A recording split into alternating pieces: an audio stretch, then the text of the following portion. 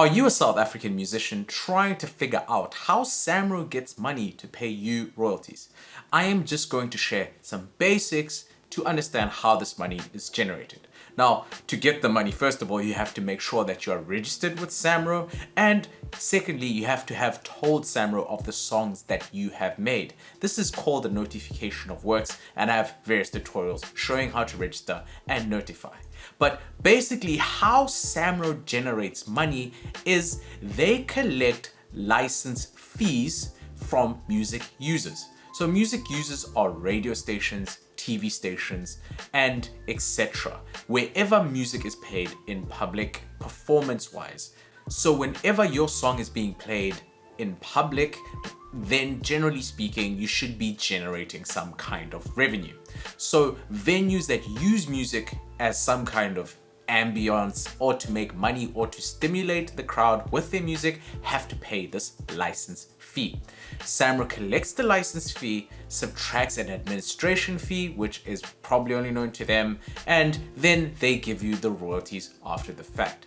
Now, depending on what kind of music user is using your music, you get a different range. So if your music is being played on TV, for example, at the background for sync, for example, your fee will be generally different to a commercial radio station.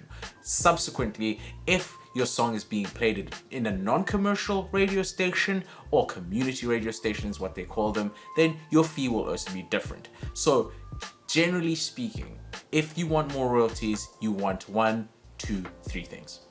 The first thing, you want your music to be used by a licensed venue or service.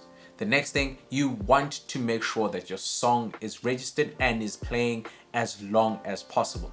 Generally speaking, the longer the song is playing, the more royalties that are being generated. This is typically because the song's being used more. And then the very last thing is you want to be patient because royalties generally take a long time to get to you. It's not money you'll see today, it's money you'll probably see in 12 months or 24 months. So always remember that there's two aspects in music. There is the royalties, which is long-term money, and then there's short-term money, which is generally speaking upfront fees such as performance. When you are performing on stage, for example, and they give you a fee to perform. But that's the basic of how Samro is getting the money and how the money makes its way to you as a musician. If you want to know more about Samro, make sure to check out my Samro playlist within this YouTube channel, and don't forget to subscribe as it helps me know that you are finding the information useful.